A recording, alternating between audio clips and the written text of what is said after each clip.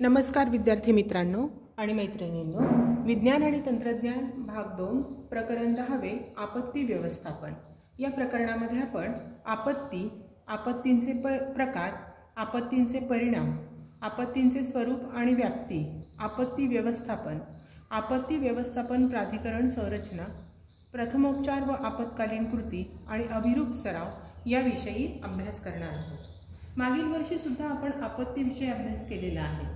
आपण हे पाहिलेले आहे की ज्यामुळे मोठ्या प्रमाणात हानी होऊ शकते अशा अकस्मात घडलेल्या घटना म्हणजे आपत्ती होय। आणि ही आपत्ती नैसर्गिक कारणांनी येऊ शकते किंवा मानवनिर्मित देखील असू शकते। पर्यावरणात अनेक वेळा काही भयंकर धोकादायक घटना घडतात आणि त्यांना आपण आपत्ती असे म्हणतो। मग या घटना कोणकोणत्या असतात तर नद्यांना पूर येणे, ओला व कोरडा दुष्काळ पडणे, वादळे, भूकंप, ज्वालामुखी या काही प्रमुख नैसर्गिक आपत्ती आहेत। मानवावर अचानक ओढवलेले ही संकट आहेत आणि या घटनांमुळे पर्यावरणात आकस्मिक परिवर्तन घडून येते, तसेच अशा विध्वंसक घटनांपासून पर्यावरणाला हानी पोहोचते। पर्यावरणातील साधनसंपत्तीचा आपल्या विकासासाठी उपयोग करताना देखील पर्यावरणाला हानी पोहोचते व त्यातून अचानक व मानवाच्या नकळत अशा काही आपत्ती ओढवतात आणि त्यांना आपण मानवनिर्मित आपत्ती असे म्हणतो। आता संयुक्त राष्ट्रसंघाने आपत्तीची व्याख्या कशी केलेली आहे तर आपत्ती म्हणजे अशी घटना की ज्यामुळे अगदी आकस्मिकपणे प्रचंड जीवितहानी व अन्य प्रकारची हानी संभवते। यामध्ये आकस्मिकपणे व प्रचंड हे शब्द महत्त्वाचे आहेत। आपत्ती ही आकस्मिकपणे ओढवते म्हणजे तिचा आधी अंदाज येऊ शकत नाही आणि त्यामुळे आधी अंदाज न आल्यामुळे त्याविषयी सावधगिरी सुद्धा बाळगता येत नाही। ज्या ठिकाणी आपत्ती येते त्या परिसरातल्या मालमत्तेचे प्रचंड प्रमाणात नुकसान होते, वित्तहानी होते, प्राणहानी होते, त्याचप्रमाणे समाजावर त्याचे दीर्घकालीन परिणाम होतात। मग हे परिणाम कोणकोणते असू शकतात तर आर्थिक, सामाजिक, सांस्कृतिक, राजकीय, कायदा आणि प्रशासन अशा सर्वच क्षेत्रामध्ये हे परिणाम होतात। आपत्ती ज्या ठिकाणी ओढवलेली आहे त्या भागातील जनजीवन विस्कळीत होते। आपत्ग्रस्तांची जैविक, आर्थिक तसेच अन्य प्रकारची हानी होते। मागील वर्षी आपण विविध प्रकारच्या आपत्तींविषयी आणि त्यांच्या उपाययोजनांविषयी माहिती घेतलेली आहे। कोणत्याही दोन आपत्ती ह्या सारख्या नसतात। प्रत्येक आपत्तीचा कालावधी एकसारखा नसतो। काही आपत्ती या अल्पकाळ असतात तर काही दीर्घकाळ असतात। प्रत्येक आपत्ती ओढवण्याची कारणे सुद्धा वेगवेगळी असतात। आपत्तींचा पर्यावरणातील नेमका कोणत्या घटकावर जास्त परिणाम होतो हे त्या आपत्तीच्या स्वरूपावरून लक्षात येते। मग आपत्तींचे दोन मुख्य प्रकार कोणते तर नैसर्गिक आपत्ती आणि मानवनिर्मित आपत्ती असे आपत्तींचे दोन प्रमुख प्रकार आहेत। मागील वर्षी आपण विविध प्रकारच्या आपत्तींचे होणारे परिणाम आणि आपत्ती ओढवल्यास काय खबरदारी घ्यायची याविषयी माहिती घेतलेलीच आहे। आपत्तीचे वर्गीकरण आपल्याला असेही करता येईल की जसे प्रलयकारी आपत्ती म्हणजे उदाहरणार्थ ओडिशातील चक्रीवादळ, गुजरातमधील प्रलयंकारी भूकंप, तसाच लातूरचा भूकंप, सातत्याने आंध्रच्या किनाऱ्यावर दरवर्षी घोंगावणारी चक्रीवादळे ज्यामुळे त्या भागात हाहाकार उडाला आणि मोठ्या प्रमाणावर जीवित व वित्तहानी झाली, पण तरीही सामान्य जनजीवन काही काळाने सुरळीत झाले। दूरगामी परिणाम करणाऱ्या ज्या आपत्ती असतात म्हणजे घटनेनंतर सुद्धा त्यातील दुष्परिणाम एकतर गंभीर असतात किंवा त्या गंभीरतेमध्ये जसा काळ लोटतो तशी वाढच होत जाते। उदाहरणार्थ दुष्काळ, पिकांवर अरिष्ट, कर्मचारी संप, वाढणारी समुद्र पातळी, वाळवंटीकरण इत्यादी। आता आपण आपत्तींचे प्रकार पाहूया। पहिला प्रकार आहे भूभौतिक आपत्ती। याच्यामध्ये दोन प्रकार आहेत, भूशास्त्रीय व भूगर्भीय आपत्ती। उदाहरणार्थ भूकंप, ज्वालामुखी, सुनामी, भूप्रपात, भूमिपात, भूप्रक्षोभ, प्रस्तरभंग विदारण, धूप, क्षारीकरण, जलप्रलय इत्यादी। आणि भूभौतिक आपत्तीमध्ये दुसरा प्रकार आहे हवामानशास्त्रीय, वातावरणीय आणि खगोलशास्त्रीय आपत्ती। यामध्ये आपल्याला उदाहरणे सांगता येतील की उष्ण व शीतल लाटा, हिमवादळे, बर्फवृष्टी, चक्रीय वादळे, गारा, अवर्षण, दुष्काळ, महापूर, उल्कापात, सूर्यावरील डाग व संख्येतील बदल इत्यादी। त्यानंतर आपत्तीचा दुसरा प्रकार आहे जैविक आपत्ती। या वनस्पतीजन्य आणि प्राणीजन्य अशा दोन प्रकारच्या असतात।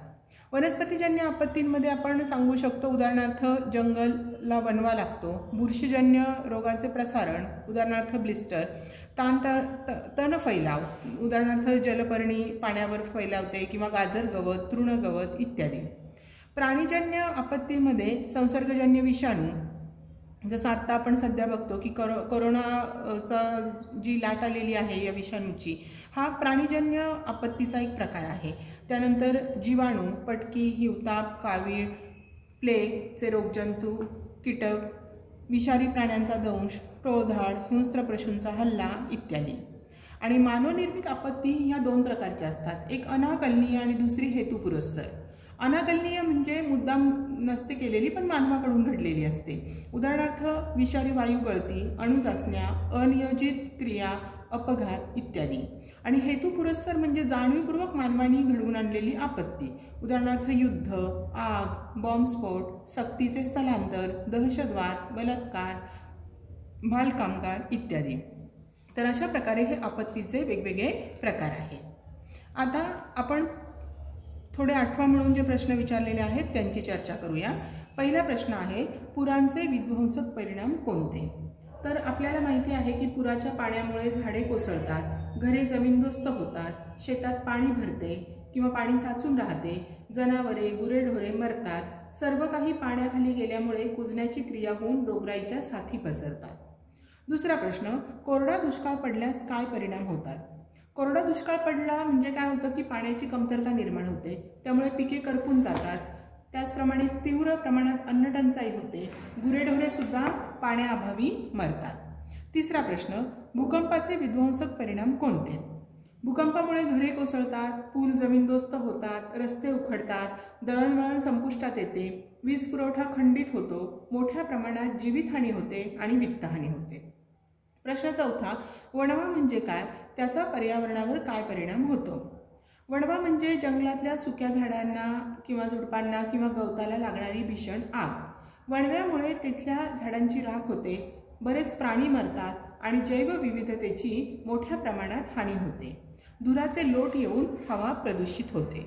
तर अशा प्रकारे या वेगवेगळ्या आपत्तींचे हे परिणाम होत असतात. तर आता आपण बघूया आपत्तींचे परिणाम.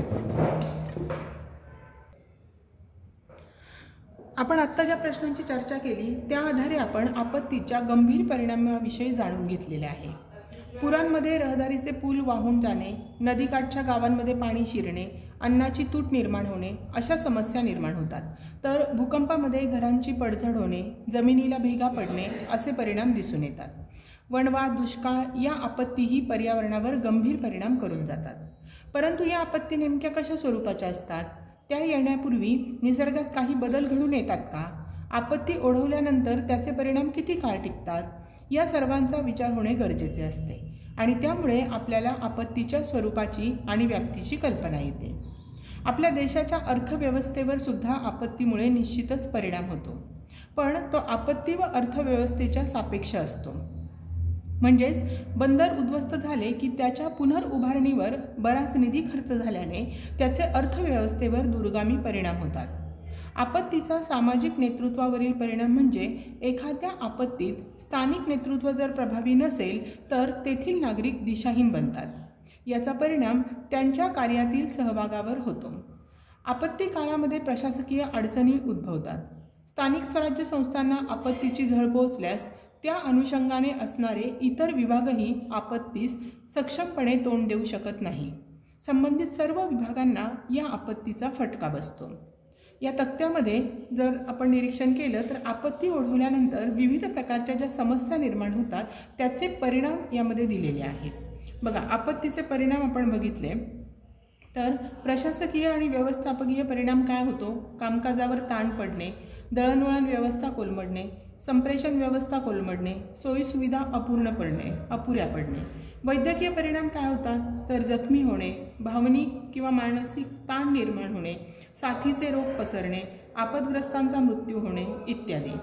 पर्यावरणीय परिणाम काय होतात? इमारतींना नुकसान होणे किंवा पूर्णपणे कोसळून पडणे, पाण्याचे स्रोत आटणे, पाणी दूषित होणे, उघड्यावर पडलेली मानवांची आणि प्राण्यांची प्रेते कुजून वातावरण दुर्गंधीयुक्त व प्रदूषित होणे इत्यादी. आर्थिक परिणाम काय होतात आपत्तीचे, तर मोठ्या प्रमाणावर अचानक निधी खर्च होणे, विकासाच्या इतर घटकांवर निधीचा तुटवडा निर्माण होणे, उत्पन्न घटणे इत्यादी. आणि आपल्याला राजकीय आणि सामाजिक आपत्तीचे परिणाम लिहायला सांगितले. सामाजिक आपत्तीमध्ये आपण सांगू शकतो की आपत्तीमध्ये समजा घरे कोसळले तर त्यामुळे लोक बेघर होतात, त्यांच्या अन्न, वस्त्र, निवारा, पाणी या प्राथमिक गरजासुद्धा पूर्ण होत नाहीत आणि आर्थिक अडचण आल्यामुळे गुन्हेगारीचं प्रमाण वाढणे यासारखे परिणाम आपल्याला दिसून येतात.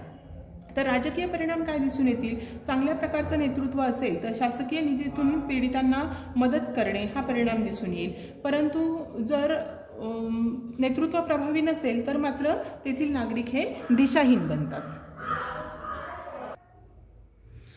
आता आपण आपत्तींचे स्वरूप व व्याप्ती याविषयी माहिती पाहूया. आपत्तीच्या व्याप्तीचा विचार केला तर काही महत्त्वाच्या बाबी विचारात घ्याव्या लागतील आणि त्या म्हणजे आपत्तीपूर्वीचा काळ, इशारा काळ, आणीबाणीचा काळ, पुनर्वसनाचा काळ, प्रतिशोधनाचा काळ आणि पुनर्निर्माणाचा काळ. तर आपत्तीच्या स्वरूप आणि व्याप्तीचा सखोल विचार केला तर सर्वसामान्य नागरिकांच्या दृष्टीने आपत्तीचे 3च भाग संवेदनशील असतात. एक म्हणजे आणीबाणीची व्यवस्था, दुसरं संक्रमण व्यवस्था आणि तिसरं संक्रमणावस्था आणि तिसरं पुनर्निर्माण अवस्था.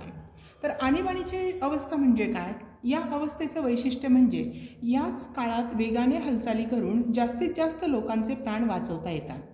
त्यामध्ये काय काय काम करायला लागतं, तर शोध आणि बचाव कार्य, वैद्यकीय मदत, प्रथमोपचार, संपर्क व दळणवळण व्यवस्था पूर्ववत करणे, धोकादायक विभागातून नागरिकांचे स्थलांतरण करणे या आणि अशा अनेक प्रकारच्या कृती अपेक्षित असतात आणि याच काळात आपत्तीचा अंदाज बांधता येतो. संक्रमणावस्थेमध्ये काय करावं लागतं, तर या अवस्थेमध्ये आपत्ती ओसरल्यानंतर म्हणजे कमी झाल्यानंतर आपत्ती निवारण किंवा पुनर्वसनाचे काम चालू करतात, जसे ढिगारे हलवणे, पाण्याचे नळ ठीकठाक करणे, रस्ते दुरुस्ती करणे इत्यादी, जेणेकरून जनजीवन हे पूर्वपदावर येण्यास मदत होईल. आपत्ग्रस्ताचे पुनर्वसन कार्य हे या योजनेचे महत्त्वाचे अंग आहे. सर्वसाधारणपणे अशा नागरिकांना निरनिराळ्या संस्था रोख किंवा इतर मदत देऊ शकतात. त्यांना कायमस्वरूपी उद्योगधंदे किंवा इतर मिळकतीचे साधन उपलब्ध करून दिल्यावर त्यांच्यावरील मानसिक आघात ओसरण्यास कमीत कमी काळ लागतो व त्यांचे खऱ्या अर्थाने पुनर्वसन होऊ शकते. आणि तिसरा भाग म्हणजे पुनर्निर्माण अवस्था. ही अवस्था अत्यंत क्लिष्ट स्वरूपाची असते, कारण तिची सुरुवात संक्रमणावस्थेमध्ये होते आणि या काळामध्ये इमारतींची पुनर्बांधणी, रस्ते, पाणी पुरवठा व्यवस्था पूर्ववत करणे इत्यादी कामे केली जातात. शेती व्यवसाय पूर्ववत होतो. पुनर्बांधणीचे काम पूर्णत्वास नेण्यास बराच कालावधी लागतो. आजपर्यंत पृथ्वीने अनेक नैसर्गिक आघात सोसले आहेत. त्यांची वर्णने ऐकून मानवी मन सुन्न होते. यातील बहुसंख्य आघात अथवा त्या आघातामुळे निर्माण झालेली अभूतपूर्व परिस्थिती ही बहुतांश वेळा आशिया खंड व प्रशांत महासागराचा परिसर यात झालेली आहे. या व अशा आघातांमुळे पृथ्वीचे तसेच सजीवांचे अतोनात नुकसान झालेले आहे. खरे पाहता कित्येक वर्षांच्या जुन्या प्रश्नांनी आता उग्र रूप धारण करण्यास सुरुवात केली आहे, जसे की वाढती लोकसंख्या, त्यांच्या वाढत्या गरजा, त्यामुळे निर्माण होत असलेल्या समस्या, त्यांचे स्वरूप आता टोकाच्या अवस्थेत आहे. त्यातून दुसऱ्या महायुद्धानंतर अशा आपत्ती अधिकच वाढत गेल्या आहेत. सामाजिक विषमता, आर्थिक विषमता, वांशिक व धार्मिक तेढ अशा अनेक कारणांनी देशात अशांततेचे वातावरण निर्माण होते. दहशतवाद, अपहरण, समाजातील संघर्ष या बाबी आता नित्याच्याच झालेल्या आहेत.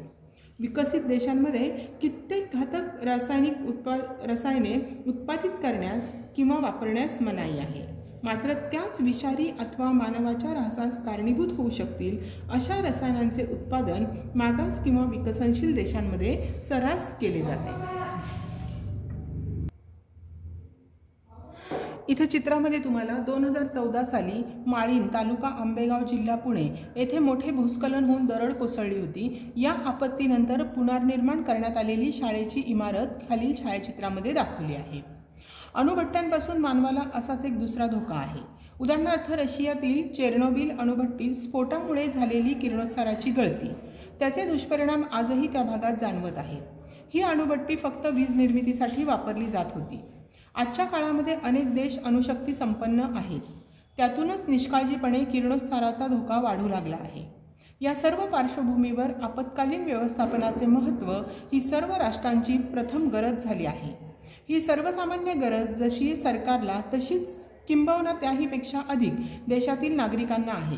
कारण कोणत्याही आपत्तीत नागरिकच होरपळून निघतात. यासाठी आपत्कालीन व्यवस्थापनामध्ये नागरिकांचा थेट सहभाग अत्यावश्यक आहे. तसेच अशा योजनांमध्ये स्थल, काल, आपत्ती स्वरूप, आपत्तीनुरूप बदल करणे ही विशिष्ट काळापुरती मर्यादित राहू नये अशी अपेक्षा आहे. एकंदरीत आपत्ती कसलीही असो त्यावर मात करणे आवश्यक आहे. यातूनच आपत्ती व्यवस्थापनाची संकल्पना निर्माण झाली आहे.